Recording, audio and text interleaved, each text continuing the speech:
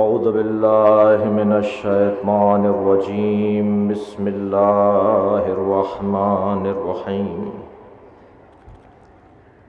الحمد للہ الذی لا یبلغ مدحتہ القائلون ولا يحصي نعماءه العادون ولا يعدي حقه المجتهدون الذي ليس لصفته حد محدود ولا نعت موجود ولا وقت معدود ولا أجل ممدود فطر الخلائق بقدرته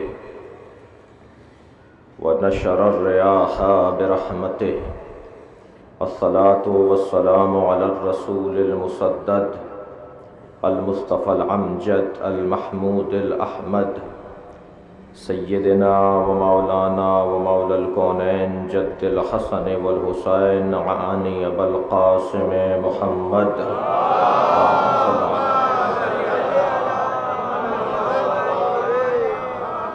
وآله الطيبين الطاهرين المعصومين الذين قال الله إنما يريد الله ليذهب عنكم الرجس أهل البيت ويطهركم تطهيرا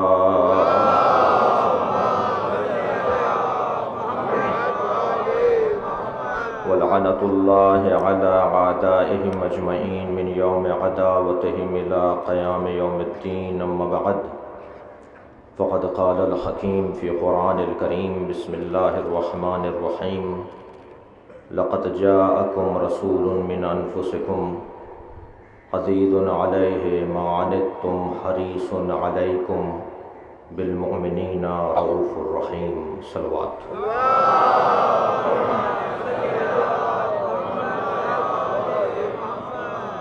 سورہ مبارکہ توبہ کی 128ویں آیہ کریمہ اس عشرہ محرم کی ان مجالس کا عنوان سیرت مصطفیٰ صلی اللہ علیہ وسلم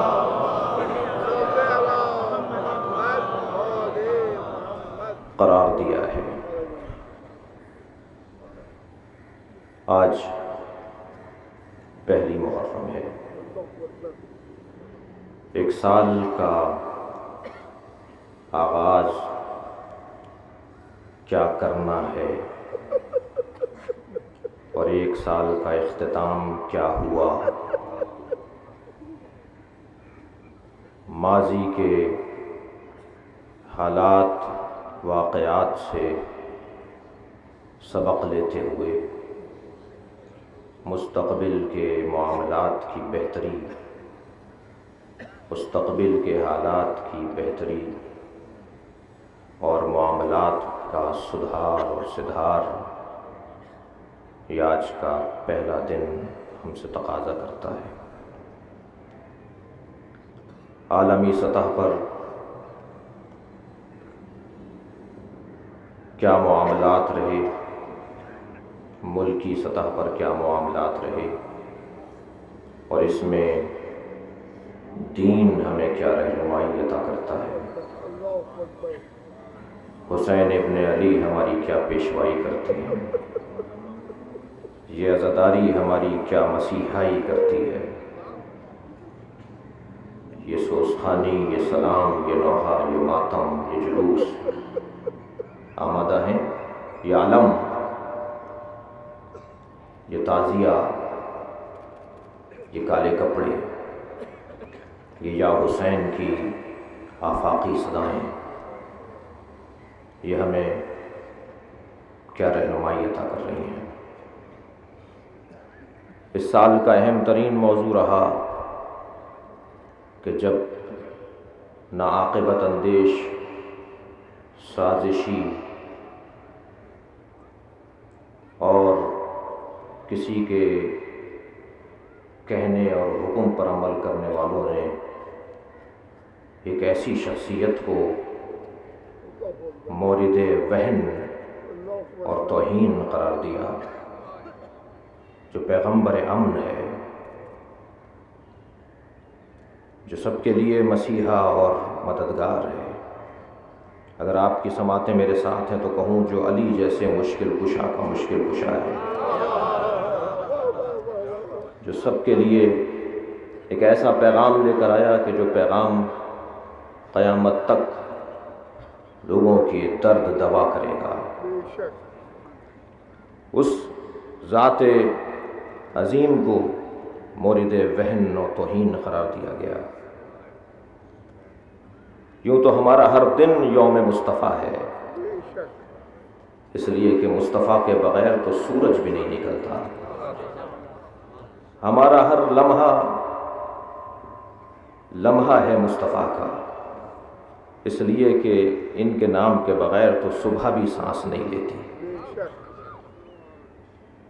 ہمارا کوئی دن بغیر مصطفیٰ کے نہیں گزرتا، بغیر نبی کے نہیں گزرتا۔ ہم تو جس کے احترام کے قائل ہیں وہ نبی کی نسبت ہی سے ہے۔ ہم تو اگر کسی کتاب کو اپنے سر پر رکھتے ہیں اور سینے سے لگاتے ہیں تو یہ نبی پر نازل ہونے والی کتاب ہے۔ ہم اگر کسی کے نام کو آنکھوں سے لگا کر اور بوسہ دیتے ہیں تو وہ حسین کا نام نبی کی پشت پر بیٹھنے والی ذات کا نام ہے۔ ہم اگر کسی کو اپنا مولا مانتے ہیں تو وہ ہے جو نبی کے دوش پر کھڑا ہوا تو اللہ نے اسے علی بنا دیا۔ اللہ نے اسے عظیم بنا دیا۔ ہمارا کوئی کام بھی تو پیغمبر کے بغیر نہیں ہے۔ یہ لباس جو میں پہنے بیٹھا ہوں یہ بھی پیغمبر سے منسوب ہے۔ یہ جو ممبر جس میں بیٹھا ہوں یہ بھی پیغمبر سے منسوب ہے۔ یہ جس فرش پر آپ بیٹھے ہیں یہ بھی پیغمبر سے منسوب ہے، اس لیے کہ سب سے پہلے ذاکر حسین اگر کوئی ہے تو وہ پیغمبر کی ذات ہے، اور سب سے پہلے اگر عزادار حسین کوئی ہے تو وہ بھی پیغمبر کی ذات ہے۔ ہمارا کوئی کام پیغمبر کے بغیر نہیں ہے، لہٰذا یوں تو ہر دن، ہر لمحہ، ہر آن، ہر ساعت پیغمبر کی ہے، مگر حالات کا تقاضا، لہذا عنوان عشرہ سیرت مصطفیٰ قرار دیا۔ اسی نسبت سے میں نے آپ کے سامنے قرآن مجید کی ایک آیات کی طویل فہرست تھی کہ جو پیغمبر کی عظمت پر دلیل ہے۔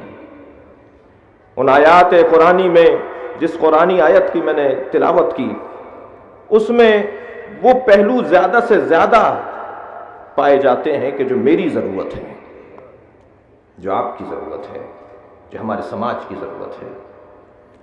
وَلَقَدْ جَاءَكُمْ رَسُولٌ مِّنْ أَنفُسِكُمْ، ہمیں وہ رسول چاہیے کہ جو اللہ کی طرف سے آیا ہو۔ ہم اپنے ہاتھ کا رسول اور اپنے مطلب کا پیغمبر نہیں چاہتے، ہم تو پیغمبر بھی وہ چاہتے ہیں کہ جو اللہ نے بھیجا ہو۔ لہٰذا یہ توحید کے عقیدے کے تحفظ کے ساتھ رسالت کا عقیدہ ہو، توحید کے عقیدے کی بقا کے ساتھ رسالت کا پیغام ہو۔ لقد جاءکم، بے تحقیق تمہاری طرف آ گیا، یہ کہیں سے بھیجا گیا ہے، یہ یہاں بنایا نہیں گیا، یہ اس فرش کی مخلوق نہیں ہے، یہ اس عرش سے اتارا گیا ہے، یہ یہاں کے لوگ نہیں تھے، یہ تو ان کا معجزہ ہے کہ یہ یہاں رہ گئے۔ ان کا معجزہ سورج اور چاند کے اوپر تصرف کرنا بھی ہے، ان کا معجزہ درخت سے بات کرنا بھی ہے، ان کا معجزہ ہاتھوں پر کنکریوں کو اٹھا لے تو ان کا کلمہ پڑھنا بھی ہے، ان کا معجزہ جانوروں سے باتیں کرنا بھی ہے، ان کا معجزہ لوہے سے اور ذوالفقار سے بولنا بھی ہے۔ یہ جس سے چاہیں اس سے بات کرنے کا ارادہ کر لے تو وہ ان سے بولنے لگتا ہے۔ ان کی زندگی مکمل معجزہ ہے، ان کا عرش الہی پر معراج پر جانا معجزہ ہے۔ میں کہتا ہوں ان تمام معجزات میں سب سے بڑا معجزہ یہ ہے کہ وہاں کی مخلوق زمین پر رہی، وہ لوگ یہاں رہے۔ کیسے لوگوں میں رہے کہ جو لوگ بظاہر انسان دکھائی دیتے ہیں، مگر قرآن کہتا ہے، میرے بیان میں آئے گی بات، میں آج فہرست عرض کر رہا ہوں کہ یہ انسان نہیں ہے، یہ چلتے پھرتے جانور ہیں۔ کبھی قرآن نے کہا یہ مردہ ہیں۔ میتیں دو طرح ہوتی ہیں، ایک لیٹی بھی میت ہوتی ہے، ایک کھڑی بھی میت ہوتی ہے۔ قرآن کی زبان میں یہ کھڑی بھی میتیں ہیں کہ جو بظاہر انسان دکھائی دے رہے ہیں، مگر سنتے نہیں ہیں، سمجھتے نہیں ہیں، شعور نہیں رکھتے، جانوروں سے پست تر ہیں۔ ان کا معجزہ یہ ہے کہ یہ یہاں رہے، ان میں رہے، ایسے لوگوں میں رہے کہ جنہوں نے تہمتیں لگائیں، الزام لگائے، بے ادبیاں کی، توہین کی، لیکن وہ یہاں رہے۔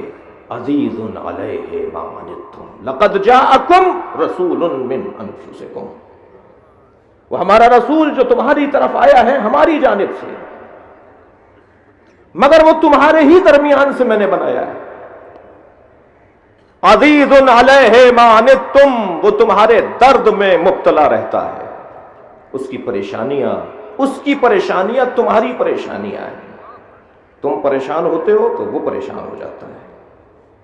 حریص علیکم بالمؤمنین رؤوف الرحیم، اور وہ تمہارا حریص ہے۔ یا اللہ، لفظ حرص تو ہمارے ہاں معمولاً کہیں اور استعمال ہوتا ہے، تو نے اپنے نبی کو حریص کہہ دیا۔ حریص علیکم بالمؤمنین رؤوف الرحیم، ہمارا رسول تمہارا حریص ہے۔ گویا پروردگار عالم نے بتایا کہ اگر میں اپنے نبی کو، جس کو تمام تر عظمتیں میں نے عطا کی ہیں، اسے میں حریص کہہ رہا ہوں، تو ذرا دیکھو تو صحیح کہ یہ حرص کا متعلق کون ہے، یہ کس کا حریص ہے؟ نہ ذاتی طور پر حرص بری ہے، نہ ذاتی طور پر حرص اچھی ہے۔ ترجمہ کر رہا ہوں، جب نبی کو اللہ نے حریص کہہ دیا تو دیکھا جائے کہ یہ حریص کس کے ہیں۔ اگر کہا جائے، توجہ چاہوں گا اس مثال پر، اگر کہا جائے زید حریص علی الدنیا، زید دنیا کا حریص، تو یہ قابل مذمت ہو جائے گی، دنیا کا حریص۔ اور اگر کہہ دیا جائے زید حریص علی العلم، توجہ ہے بات کی، زید علم کا حریص، تو اب یہ متعلق کیونکہ دنیا سے بدل کر علم ہو گیا، اس لیے اب یہ صفت حرص بری نہیں بلکہ اچھی کہلائے گی۔ یہ تمہارا حریص ہے، تمہارے مال کا حریص نہیں ہے، کیا دو گے اسے؟ یہ تمہاری تعریف کا حریص نہیں ہے، تم کیا بول دو گے جس کی تعریف میں پورا قرآن نازل ہو جائے؟ یہ تمہاری دولت اور تمہاری دنیا کا حریص نہیں ہے، یہ تمہاری ہدایت کا حریص ہے، یہ تمہاری ترقی کا حریص ہے، یہ تمہاری بہتری کا حریص ہے۔ یہ چاہتا ہے کہ تمہیں عظمت عطا کرے، یہ چاہتا ہے کہ تمہیں رفعتیں عطا کرے، یہ تمہیں جانور نہیں دیکھنا چاہتا، تمہیں انسان دیکھنا چاہتا ہے۔ حریص علیکم، میرا رسول تمہارا حریص ہے۔ بالمؤمنین رؤوف الرحیم، اور اگر کوئی ان کی بات کو مان لیتا ہے اور وہ مومن ہو جاتا ہے، اللہ اکبر، یا اللہ تو رؤوف ہے، ہم نے تو 99 ناموں میں ایک نام تیرا رؤوف پایا، ایک رحیم پایا، کہیں ایسا نہ ہو کہ کوئی شرک کا فتویٰ آ جائے، کہیں ایسا نہ ہو کہ کوئی ہمیں بت پرستی شمار کرنے لگے کہ تم نے اللہ کو رؤوف کہنا چاہیے تھا، تم نے رسول کو رؤوف کہہ دیا۔ اللہ رحیم ہے، تم رسول کو رحیم کہہ رہے ہو، یہ میں نہیں کہہ رہا، قرآن مجید کا سورہ توبہ کہہ رہا ہے۔ قرآن مجید میں پروردگار عالم اپنے حبیب کو رؤوف بھی کہہ رہا ہے اور رحیم بھی کہہ رہا ہے۔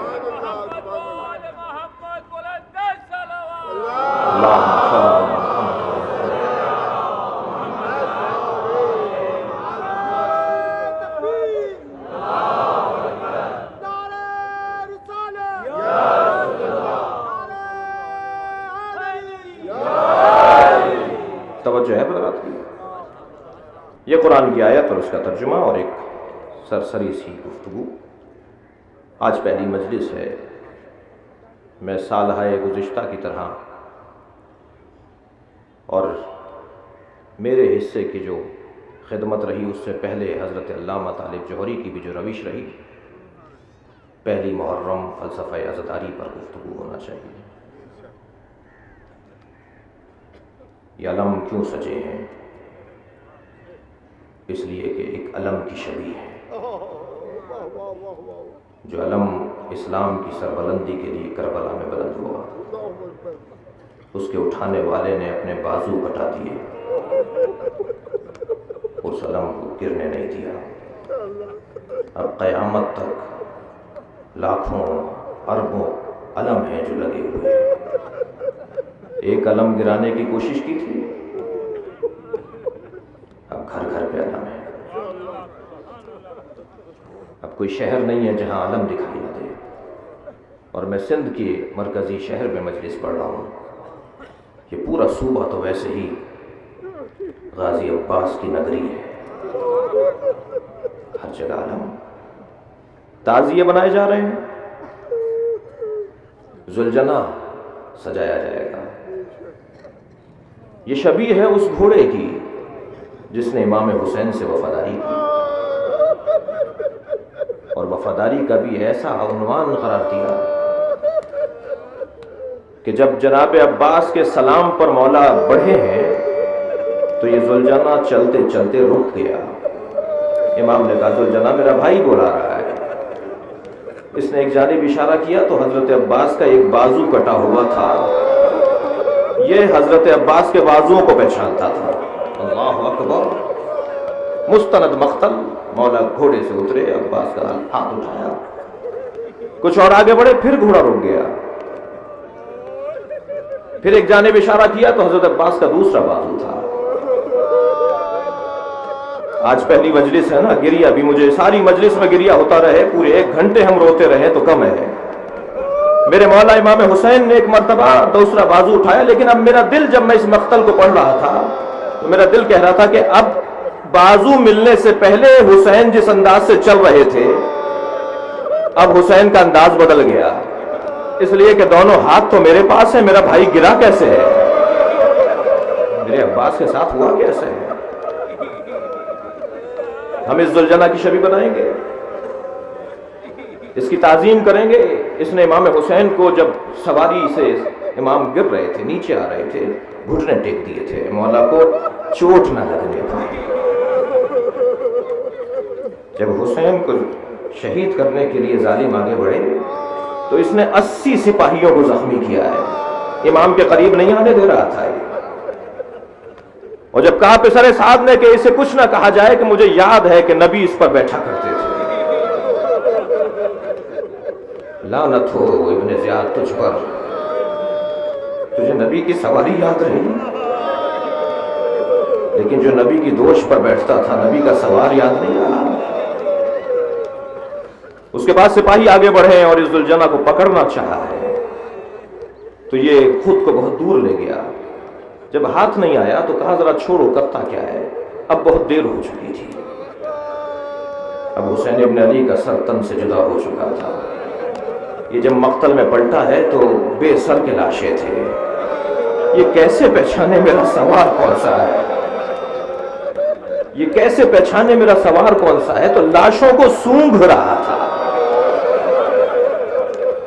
لاشوں کو سونگھتا سونگھتا جیسے اپنا پھول تلاش کر رہا ہو، جیسے یہ اپنا پھول ڈھونڈ رہا ہو، لاشوں کو سونگھتا ہوا اسی لاش پہ رکا جو حسین کی لاش تھی۔ امام کی کٹی ہوئی رگوں سے خون نکل رہا تھا، اس نے اپنی پیشانی کو رنگین کیا، زمین کربلا پہ ایسے پیر مار رہا تھا جیسے ماتم کر رہا، اور اس انداز سے مقتل لکھنے والوں نے لکھا اس کے گلے سے ایسے آواز آ رہی تھی جیسے جانور ذبح ہوتا ہے تو نرخڑے سے آواز آتی ہے، اور یہ پیر مارتا ہوا گیا ہے خیمہ گاہ کی طرف۔ آج پہلی مجلس عزادارو گریہ کا دن ہے۔ ایک مرتبہ اس نے خیمہ گاہ کے قریب پہنچ کر سارے خیموں کو دیکھا۔ یہ آپ نے بہت سنا ہے کہ باپ کو بیٹی سے اور بیٹیوں کو باپ سے بڑی محبت ہوتی ہے، مگر میں نے مقتل میں دیکھا ہے یہ زینب کے خیمے پر نہیں گیا، یہ جناب رباب کے خیمے پر نہیں گیا، یہ سکینہ کے خیمے پر جا کھڑا ہوا، پیر مارنے لگا، چھوٹی سی بچی باہر آئی، وہ حسین کی شیر دل بیٹی، بڑے وقار سے قدم اٹھائے میری بیوی سکینہ، بابا کو نہیں پایا اور گھوڑے کو تنہا دیکھا، آگے بڑھی جناب سکینہ، گھوڑے کی گردن میں اپنے ہاتھ ڈال دیے، ذوالجناح نے بھی گردن جھکا دی، تو اس کے کان میں کہنے لگی مجھے اتنا بتا میرے بابا کو پیاسا مارا؟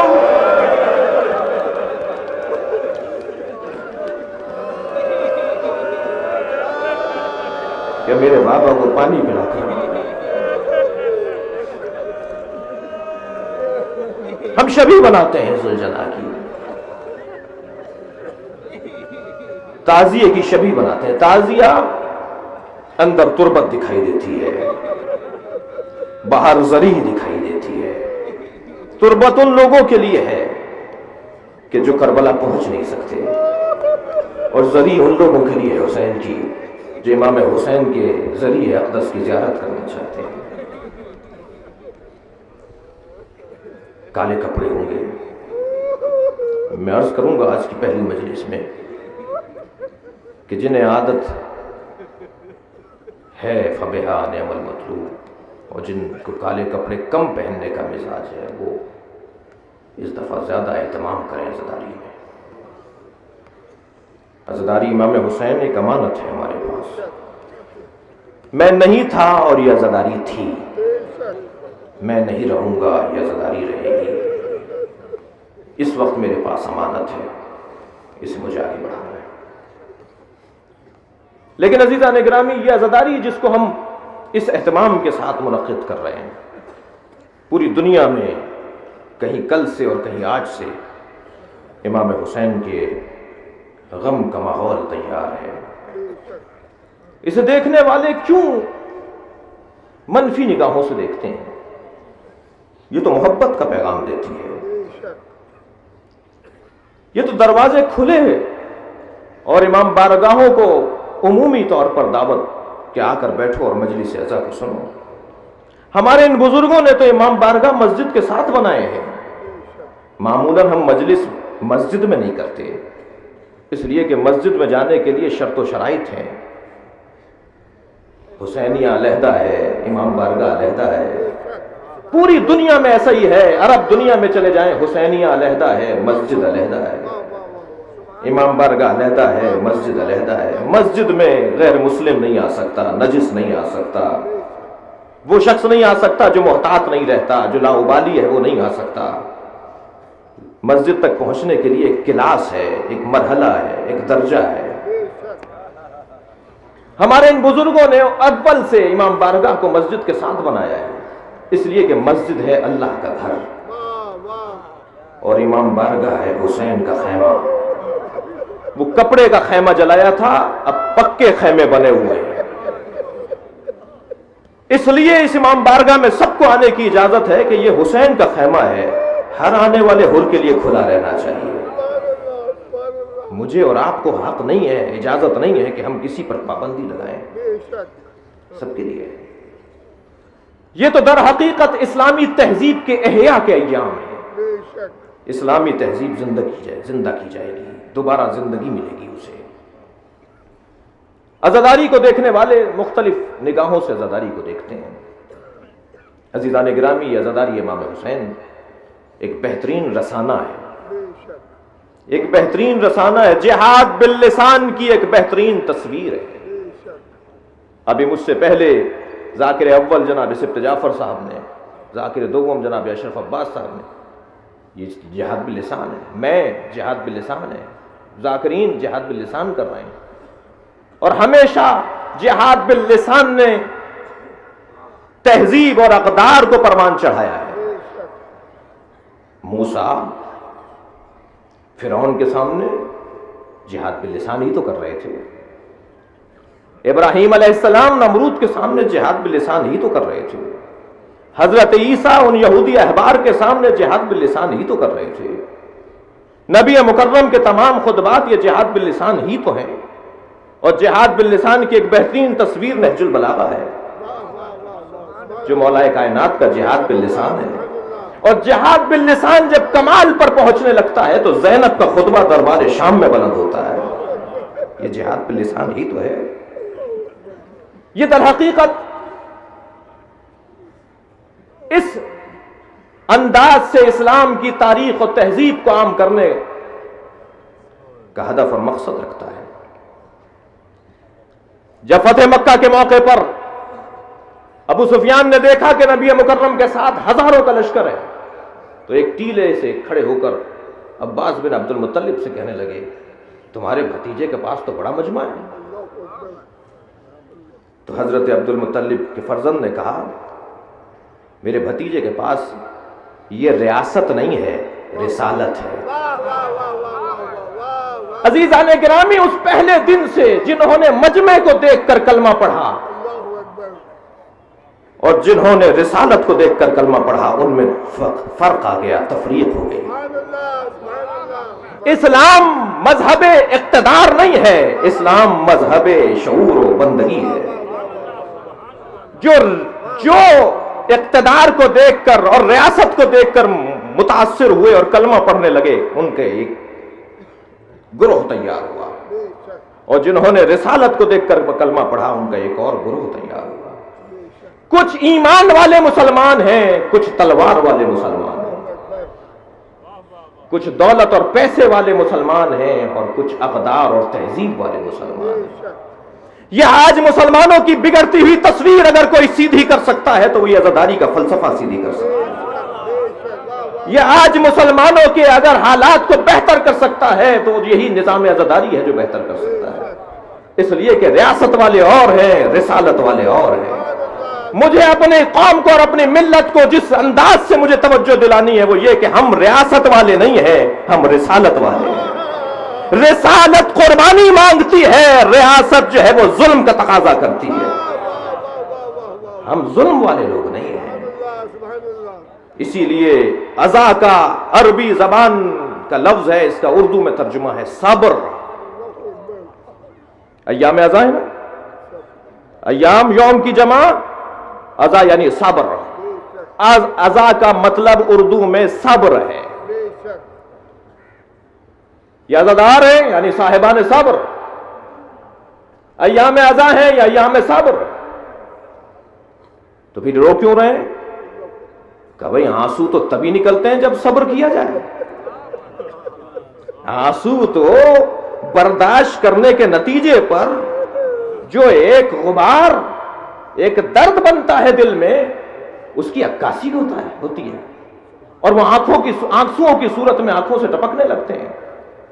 جو برداشت نہیں کرتا، جو صبر نہیں کرتا، وہ روتا تو نہیں ہے، وہ تو اسلحہ اٹھاتا ہے، وہ تو تلوار اٹھاتا ہے۔ بس یہی تو فرق ہے کہ آج دنیا میں خاص طور پر پاکستان میں یہ خودکش اڑتے ہوئے جو سر دکھائی دیتے ہیں، کوئی ایک بھی عزادار کا نہیں ہوتا۔ اس لیے کہ یہ عزادار ہیں، صابر ہیں، صبر کرنے والے ہیں۔ یہ روتے ہیں اور رو کر اپنے دل کا غبار نکال دیتے ہیں۔ یہ بدلہ لینے والے لوگ نہیں ہیں، اس لیے کہ میں بدلہ لوں گا اپنی حیثیت کا، اور اگر میں نے احکم الحاکمین کے حوالے کر دیا تو وہ اپنی حیثیت سے بدلہ لے گا، اگر میں نے اپنے رب کے حوالے کر دیا تو وہ اپنی حیثیت سے بدلہ لے گا، اور اس کی حیثیت تو کوئی جان ہی نہیں سکتا۔ لہٰذا میں کیوں چھوٹا سودا کروں کہ میں کسی کے حملے کے جواب میں کوئی حملہ کروں اور اس کے بعد قانون کو بھی اپنے ہاتھ میں لے لوں اور اس کے بعد کوئی نتیجہ بھی نہ نکلے۔ میں تو اپنے اللہ پر چھوڑ دیتا ہوں۔ عزیزان گرامی، یہ عزاداری ایک عالمی تحریک ہے، ایک ایسی تحریک ہے جو سچائی اور صداقت کو پہنچا رہی ہے۔ ایک نگاہ، توجہ چاہوں گا، توجہ چاہوں گا۔ یہ عزاداری عبادت اور ضرورت ہے۔ کوئی اسے شرک کی نگاہوں سے دیکھتا ہے، کہتے ہیں صاحب شبیہیں بناتے ہیں، چومتے ہیں، احترام کرتے ہیں، جھکتے ہیں، تعظیم کرتے ہیں، عبادت کرتے ہیں۔ عبادت صرف اللہ کی ہے، جھکنا صرف اللہ کے آگے ہے، پرستش صرف ذات کبریا کی ہے۔ یہ عزادار مشرک ہے معاذ اللہ، یہ ایک دید ہے دیکھنے والوں کی۔ لیکن اگر تعظیم اور احترام شرک ہے تو پھر مسجدیں یہ شبیہ ہیں خانہ کعبہ کی۔ یہ قرآن مجید کا جزدان اور جلد قرآن نہیں ہے، جسے بوسہ لیتے ہوئے نہیں دیکھا جاتا کہ ہم جلد کا بوسہ لے رہے ہیں یا حروف قرآن کا بوسہ لے رہے ہیں۔ اور پھر یہ تمام دنیا کے اندر احترام کی جو زندگی اور دستور ہے وہ سب مشرکانہ ہو جائے گی، پھر تو کوئی موحد نہیں رہے گا۔ عزیزو، جب ریاستیں زور زبردستی کے حربے تمام استعمال کر لیتے ہیں اور اس کے بعد اس میں ناکامی رہتی ہے، گولیاں، دھماکے، رکاوٹیں، آج کے حالات آپ کے پیش نظر ہیں. ہم نے نہیں کہا کہ آج آپ بند کر دیں. ہمارا مطالبہ نہیں ہے رائے عامہ ہمارے خلاف کرنے کی سازشیں نہ کی جائیں. ہم نے نہیں کہا کہ آپ موبائل بند کر دیں, فون بند کر دیں, رستے بند کر دیں, موٹر سائیکلوں پر آنے والوں کو روکیں. آپ اپنی نااہلی کو دوسروں پر ڈالتے ہیں. آپ کو نہیں معلوم کہ کون لوگ ہیں, آپ کو نہیں معلوم کہ کون شریر اور شرور ہیں. یہ طریقہ ہرگز گوارا نہیں ہے.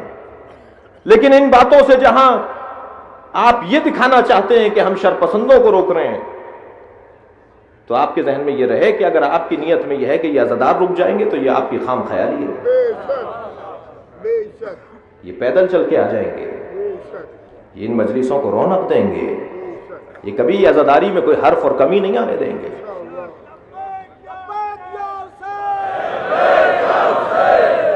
بیت یا حسین,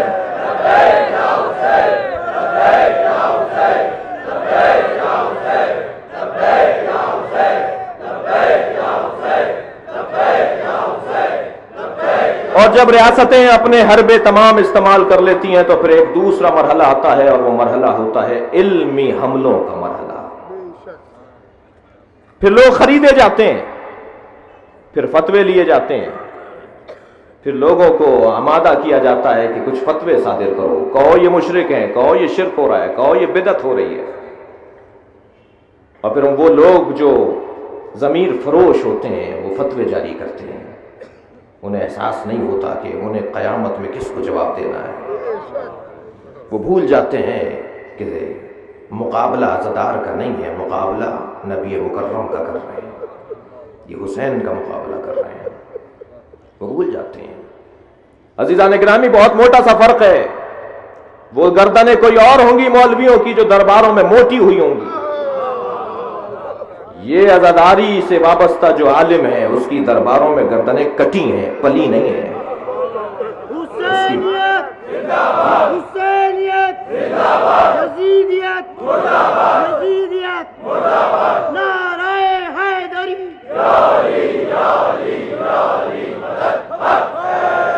اور علمی حربوں میں ایک حربہ یہ ہے کہ اگر کسی کو یہ کہہ دیا جائے کہ یہ مشرک ہے پھر تو کچھ رہی نہیں, کچھ باقی نہیں بچا. نمازیں ساری مورد سوال آ جائیں گی, روزے سارے مورد گفتگو آ جائیں گے, تمام تر کام سارے دھرے کے دھرے رہ جائیں گے. جب آدمی مشرک ہے تو سیدھا سیدھا الزام لگا دو کہ صاحب یہ مشرک ہیں. کیوں مشرک ہیں؟ اس لیے کہ یہ تعظیم کرتے ہیں, یہ احترام کرتے ہیں, یہ جھکتے ہیں, یہ چومتے ہیں.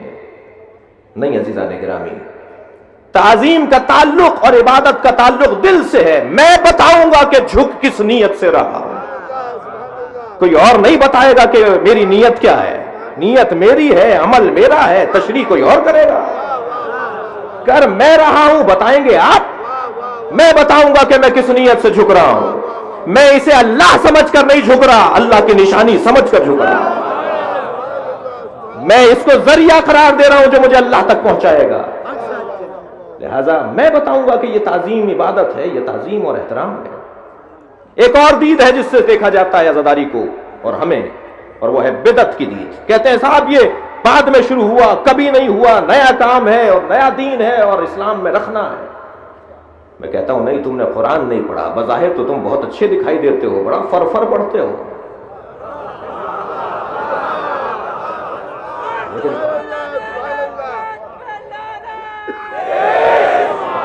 لیکن قرآن مجید کو سمجھنے کی ضرورت ہے. قرآن رٹنے کے لیے نہیں آیا, قرآن سمجھنے کے لیے, تدبر کے لیے, غور کے لیے, تفکر کے لیے نازل کیا گیا ہے. قرآن مجید سورہ مبارکہ مریم کی آیت نمبر 35 کے اندر پروردگار عالم نے ایک فارمولہ دیا ہے, ایک اصول دیا ہے. قرآن تاریخ کی کتاب نہیں ہے, ہاں ہے. قرآن مجید فلسفے کی کتاب نہیں ہے, مگر ہاں ہے. اس کا مطلب یہ کہ قرآن مجید میں فلسفے کے تمام اصول نہیں ہوں گے, قرآن مجید میں فلسفے کی بنیادی باتیں ہوں گی. پھر یہ فلسفی ہے جو ان بنیادی باتوں سے عمارت تیار کرے گا. قرآن مجید تاریخ کی کتاب نہیں ہے, مگر ہے. قرآن مجید میں تاریخ کا ہدف بیان ہوگا, تاریخ نہیں لکھی جائے گی. تاریخ کا ہدف ہے عبرت. تاریخ اس لیے مرتب کی جاتی ہے تاکہ اس سے عبرت لی جائے. دیکھو کیا ہوا, پڑھو کیا ہوا ماضی میں. تاریخ کا مطلب اور مقصد یہ ہے. لہذا تاریخ میں قرآن مجید میں تاریخ کا ذکر ہوا تو بتایا دیکھو کیا ہوا، عزیر جا رہے تھے اور کہہ رہے تھے یا اللہ اس کو کیسے، اس ساری آبادی کو زندہ کیسے کرے گا؟ پروردگار عالم نے ان پر نیند طاری کر دی، 100 سال تک سوئے رہے۔ وہ جو رومال میں 2 روٹیاں باندھ کے چلے تھے رستے میں کھانے کے لیے، وہ بھی ساتھ رکھی ہوئی تھی، جس گدھے پر بیٹھ کر آئے تھے وہ برابر میں باندھ دیا تھا۔ 100 سال کے بعد جب اٹھے تو کیا دیکھا کہ گدھے کا ڈھانچہ پڑا ہوا ہے اور روٹیاں تازہ ہیں۔ کہا یا اللہ یہ کیا ماجرا، یہ یہی گدھا ہے جس پر بیٹھ کر آیا تھا، یہ وہی روٹیاں جو میں لے کر آیا تھا؟ کہاں عزیر یہ تو بتاؤ سوئے کتنی دیر ہو؟ کہنے لگے کہ یوم اور نصف یوم، آدھا دن سویا ہوں یا 1 دن سویا ہوں۔ کہا تم 100 سال سوئے ہو، تمہیں 100 سال کے بعد بھی ہم زندہ اٹھا دیں، تمہیں زندگی دے دیں؟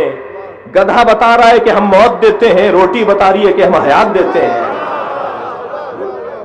یہ تاریخ پڑھو تاکہ تمہیں عبرت ملے۔ قرآن مجید تاریخ کی کتاب نہیں ہے مگر اس ہدف تاریخ کو بیان کر رہی ہے۔ قرآن مجید فارمولوں کی کتاب ہے، ہر خوش کو تر کا تذکرہ۔ اس کا مطلب یہ نہیں ہے کہ اس وقت میں یہاں ممبر پہ بیٹھا ہوں تو میرا نام قرآن میں نازل ہو جائے گا، ہم سب کے نام قرآن میں آ جائیں گے، ہم بھی تو شے ہیں، یہ مطلب نہیں ہے اس کا۔ قرآن مجید اصولوں کی اور فارمولوں کی کتاب ہے۔ قرآن مجید نے ایک فارمولہ دے دیا، تمہیں بدعت دکھائی دے رہی ہے یا عزاداری؟ یہ یوم عزا منانا، یہ یوم ولادت منانا، یہ جشن ولادت منانا، یہ روز شہادت منانا، یہ بدعت ہے۔ اس کے مطابق اہتمام کرنا، اگر غم کا دن ہے تو کالے کپڑے، خوشی کا دن ہے تو اچھے کپڑے، یہ بدعت ہے۔ قرآن مجید سورہ مبارکہ مریم آیت نمبر 35 میں پروردگار عالم نے حضرت عیسیٰ سے متعلق ارشاد فرمایا السلام علیہ یوم ولدت یوم یموت یوم ابعث حیا، سلام ہو میرے روز ولادت پر، سلام ہو میرے روز رحلت پر، جس دن دوبارہ زندہ اٹھایا جاؤں گا اس دن پر سلام ہو۔ یوم ولادت پر سلام یعنی دن منانا، سلام یعنی سلامتی، بقا، حیات، زندگی، اہتمام، انتظام، تب سالم کہلائے گا۔ بھول جائیں، یاد ہی نہ رہے، گزر جائے دن تو پھر سلام کہاں ہوا؟ اسے زندہ کہاں رکھا؟ میں نے آپ کو سلام کیا، آپ نے مجھے سلام کیا، میں کہہ رہا ہوں آپ زندہ رہیں میری طرف سے، میرا ہاتھ اور میری زبان سے آپ محفوظ رہیں گے۔ آپ نے جواب دیا، آپ نے کہا میرے ہاتھ سے بھی اور زبان سے آپ محفوظ رہیں گے، سالم رہیں گے، زندہ رہیں گے۔ سلام یعنی زندگی۔ قرآن مجید کہہ رہا ہے حضرت عیسیٰ سے متعلق یوم ولادت پر سلام یعنی حضرت عیسیٰ کا یوم ولادت زندہ رہنا چاہیے۔ تو قرآن فارمولوں کی کتاب ہے نا، جب عیسیٰ کا یوم ولادت زندہ رہے، جب عیسیٰ کا یوم رحلت زندہ رہے تو عیسیٰ جس نبی کے بیٹے کے پیچھے نماز پڑھیں گے اس نبی کا روز ولادت اور روز رحلت زندہ نہ رہے۔ قرآن فارمولوں کی کتاب ہے، یہ بدعت نہیں ہے، یہ عزاداری بدعت نہیں ہے، یہ عین عبادت ہے۔ تیسری دید ہے جو میں دیکھتا ہوں اور یہ ہے کہ عزاداری عبادت الہیہ ہے، عزاداری تربیت کی جگہ ہے، فرش عزا تربیت کی جگہ ہے۔ عزاداری میری ضرورت ہے، میں نے عزاداری کو نہیں بچایا، عزیز و جملہ کہہ رہا ہوں آپ کی مقدس سماعتوں کے لیے، میں نے اور آپ نے عزاداری کو نہیں بچایا، عزاداری نے ہمیں بچایا ہے۔ ہمیں یہ زندہ کھا جاتے اگر یہ عزاداری نہ ہوتی۔ بہت سارے لوگ کہتے ہیں علی ولی اللہ کی آوازیں پسند نہیں ہیں لوگوں کو، خلیفتہ بلا فصل پر مقدمہ کی باتیں ہو رہی ہیں۔ میں کہتا ہوں آپ کا وجود کب پسند ہے لوگوں کو؟ تو اپنے آپ کو مٹا ڈالیں۔ یہ اگر یا حسین کی آوازیں نہ ہوتی، یا علم نہ ہوتا، یہ تعزیے نہ ہوتے، یا زخانے نہ ہوتے، یہ ممبر اور یہ فرش عزا نہ ہوتا تو ہم ہی نہ ہوتے۔ ہمارے وجود کی ضمانت ہے یہ عزاداری، ہمیں زندہ رکھا ہوا ہے اس عزاداری امام حسین نے۔ عزاداری کی ایک دید یہ ہے، ضرورت ہے میری۔ حسین ابن علی نے سن 61 ہجری میں اوپن یونیورسٹی کی بنیاد رکھی تھی، اس کی ایک کلاس یہاں ہو رہی ہے، توجہ ہے؟ آنے والا بزرگ بھی ہے، آنے والا بچہ اور جوان بھی ہے، آنے والا پروفیسر بھی ہے، آنے والا ڈاکٹر بھی ہے، آنے والا ٹھیلا چلانے والا بھی ہے۔ کتنی اوپن یونیورسٹی ہے یہاں، داخلے کے لیے کچھ اور نہیں چاہیے، حب حسین کا شناختی کارڈ چاہیے۔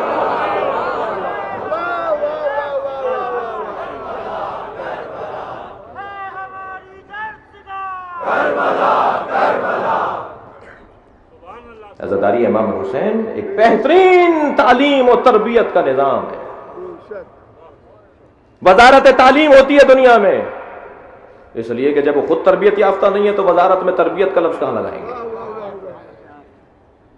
لیکن عزاداری کی جو وزارت ہے وہ وزارت تعلیم و تربیت ہے. اس میں تربیت بھی دی جاتی ہے, اس میں تعلیم بھی دی جاتی ہے. تربیت کی ایک بہترین تفصیل ہر موضوع پر ہر جملے پر تفصیل ہے, لیکن تربیت کی ایک بہترین تصویر یہ ہے کہ ہمیں اس فرش اعضا سے اٹھ کر جائیں گے, کہیں اور بٹھایا جائے گا تو ہم ایسے نہیں بیٹھیں گے. جنہیں نرم اور ملائم جگہوں پر بیٹھنے کی عادت ہے وہ کہیں اور نہیں بیٹھیں گے اس انداز سے, مگر جیسے ہی فرش اعضا کے قریب آئے جوتیاں اتریں گی, گردنیں جھکیں گی اور اس فرش پر بیٹھ جائیں گے جہاں کوئی کنکر بھی ہو, پتھر بھی ہو, آرام دہ بھی نہ ہو. تکبر مٹانے کی بہترین تصویر یہ مجلس اعضا ہے. حسین کا چاہنے والا متکبر نہیں ہوتا, اس کی بہترین تصویر یہ ہے کہ فرش پر بیٹھ گئے.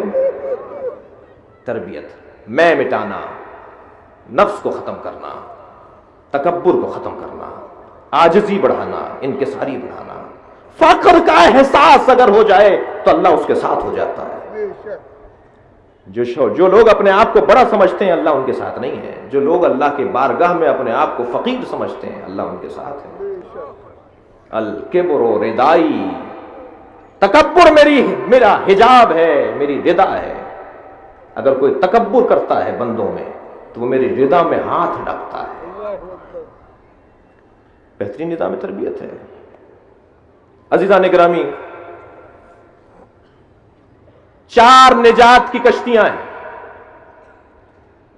ہر آدمی چاہتا ہے کہ نجات پائے, ہر ایک کا درد یہ ہے کہ وہ نجات یافتہ ہو. وہ مساجد ہو, وہ امام بارگاہ ہو, وہ مدارس ہو, وہ کوئی شخص اور فرد اور اجتماعی صورت میں کوئی کارکردگی اور کام ہو, سب کا ہدف اور مقصد یہ ہے کہ وہ نجات پائے. سب نجات چاہتے ہیں. پروردگار عالم نے نجات کے لیے 4 کشتیاں قرار دی. قرآن مجید سورہ ہود کے اندر ایک کشتی کا تذکرہ ہے جو حضرت نوح کی کشتی ہے, جو نجات دینے کا ایک ذریعہ قرار پائی تاریخ کے اندر. 4 ہی تاریخ میں کشتیاں ہیں جو نجات دیں گی. سب سے پہلی کشتی ہے حضرت نوح کی کشتی. وَاصْنَعُوا الْفُلْكَ بِأَعْيُنِنَا وَوَحْيِنَا, اے میرے نوح کشتی بناؤ ہمارے سامنے. اے نوح کشتی بناؤ. حضرت نوح کشتی بنا رہے ہیں. حضرت نوح نے کشتی تیار کی. کتنے لوگوں کو نجات ملی؟ 80 لوگوں. توجہ بھرپور ہے میرے ساتھ. 80 لوگوں سے زیادہ لوگ نجات نہیں پا سکے. وہاں بھی نجات دینے والے نوح نہیں تھے, کشتی نوح تھی. ہاں, کشتی نوح کا مقام اس لیے بلند ہوا کہ نوح نے بنائی. ایک معصوم کے ہاتھوں سے کشتی بنی, ایک نبی کی محنت اس میں لگی تو کشتی میں اتنی برکت ہو گئی کہ وہ نجات دینے والی. اگر حضرت نوح نجات کا ذریعہ ہوتے تو بیٹا بچ جاتا, لیکن بیٹا حضرت نوح کا نہیں بچا. کشتی میں جو سوار ہوگا وہ بچے گا. ایک نجات دینے کا ذریعہ تاریخ میں کشتی نوح, سفینۃ النوح. دوسرا نجات کا ذریعہ جو تاریخ کے اندر آیا اور قرآن نے اسے سہارا دیا, حضرت لقمان اپنے بیٹے سے کہہ رہے ہیں یا بنیا ان الدنیا بحر عمیق, اے میرے لال یہ دنیا ایک بڑا گہرا سمندر ہے. قد غرق فیہا عالم کثیر, اس میں ایک بہت بڑی تعداد میں لوگ غرق ہو گئے. اس دنیا میں ڈوب گئے بہت سارے لوگ, اور اس دنیا نے مٹا ڈالا, ڈبو دیا اس دنیا نے بہت سارے لوگوں کو. اے میرے لال یہ دنیا بحر عمیق ہے, اس میں جانے والا ڈوب جاتا ہے, مگر وہ بچتا ہے جس کے پاس تقویٰ کی کشتی ہوتی ہے. لہذا ایک کشتی تیار کرو جس کا نام تقویٰ و پرہیزگاری ہے. اپنے آپ کو بچاؤ تقویٰ و پرہیزگاری کے ذریعے.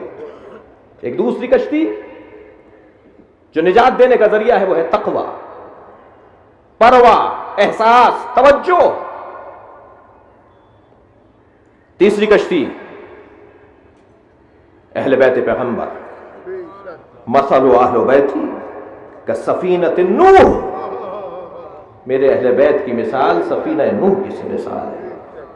میرے اہل بیت سفینہ نوح کی طرح ہے جو اس میں سوار ہوا. من دخل فیہا نجا، جو اس میں سوار ہوا وہ نجات پا گیا۔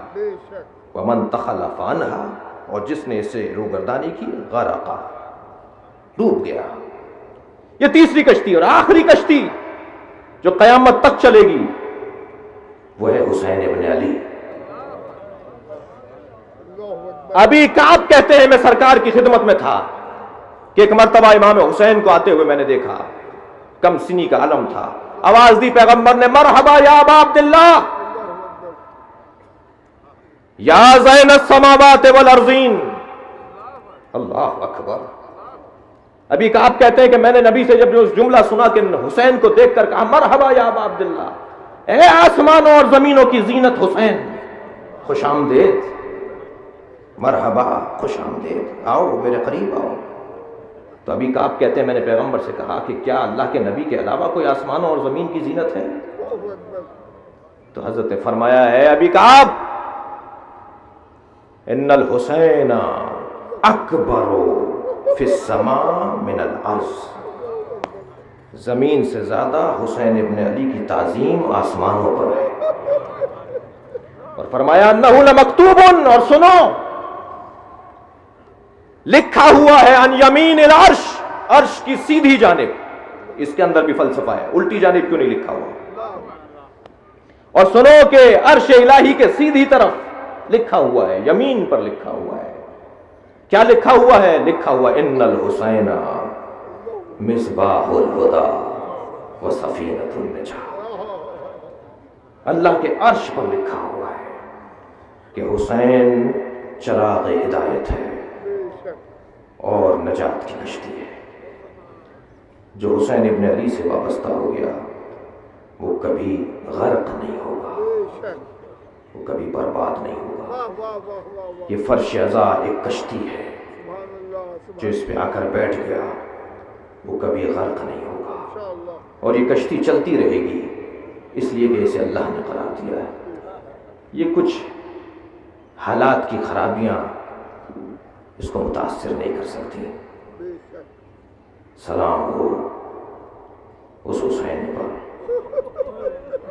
جس پہ آدم نے گریہ کیا، جس پہ حضرت نوح نے آنسو بہائے، جس حسین پر حضرت ابراہیم نے گریہ کیا، جس حسین ابن علی پر خود نبی مکرم نے وقت ولادت میں گریہ کیا۔ اس حسین کا نام کیسا نام ہے کہ آدم نے کہا یا اللہ، جب یہ پنجتن کے نام میرے سامنے آتے ہیں تو سب ناموں پر تو میرا دل باغ باغ ہونے لگتا ہے، مگر جب حسین کا نام میری زبان پر آتا ہے میرا دل ٹوٹتا ہے، آنکھوں سے آنسو گرنے لگتے ہیں۔ یا اللہ، اس نام میں کیا درد پایا جاتا ہے؟ کہا کہ اسے مارا جائے گا، بھوکا پیاسا مارا جائے گا۔ اللہ اکبر۔ اس حسین ابن علی کے حسین، اللہ اکبر، امام حسین کے بارے میں حضرت کے القاب میں ایک لقب ہے، آنسو کا مارا حسین، جس کے نام پر آنسو گرنے لگے۔ ہر امام معصوم نے امام حسین کی عزاداری کا اہتمام کیا ہے، ہر نبی نے امام حسین پہ گریہ کیا ہے، ہر امام نے امام حسین پہ گریہ کیا ہے۔ بڑے بڑے اولیاء نے اپنے مقام شہود تک پہنچنے کا ذریعہ امام حسین کے گریہ کو قرار دیا ہے۔ چھٹے امام کے زمانے میں 29 ذی الحج کو امام کی گلی سے لوگوں کا گزر بڑھ جاتا تھا۔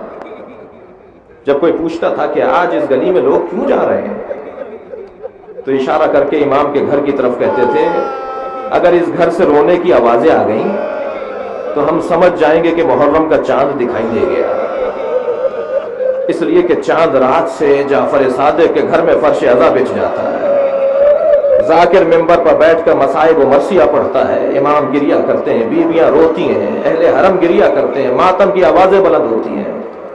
ہر آنے والے کو امام فرماتے ہیں کہ کچھ پڑھو، ہمارے جد کا مرثیہ سناؤ۔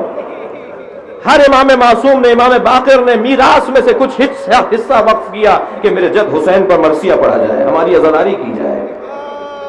عزادارو، امام زین العابدین تو 40 سال تک روتے رہے،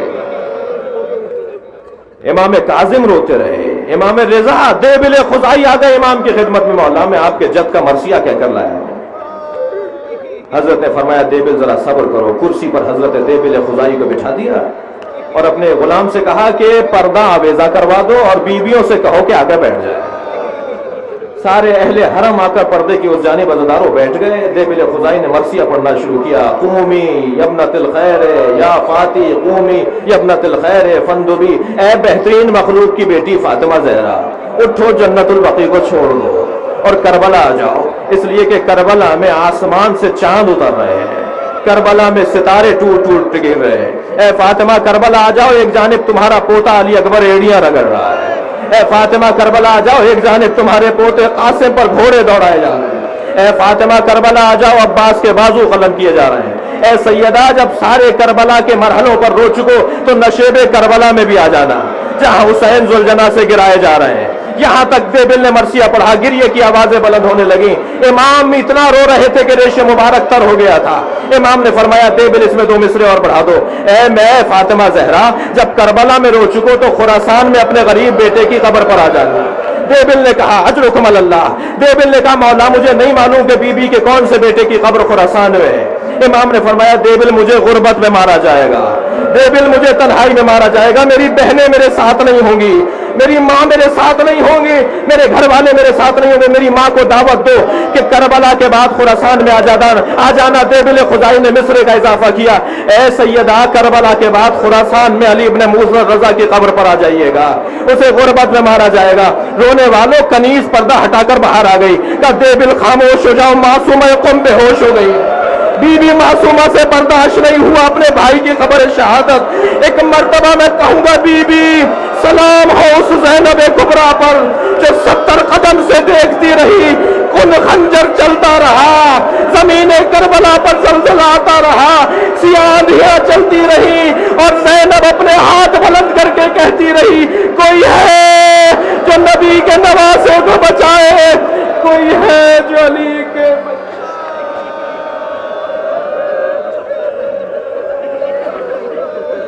اللہ لعنت اللہ.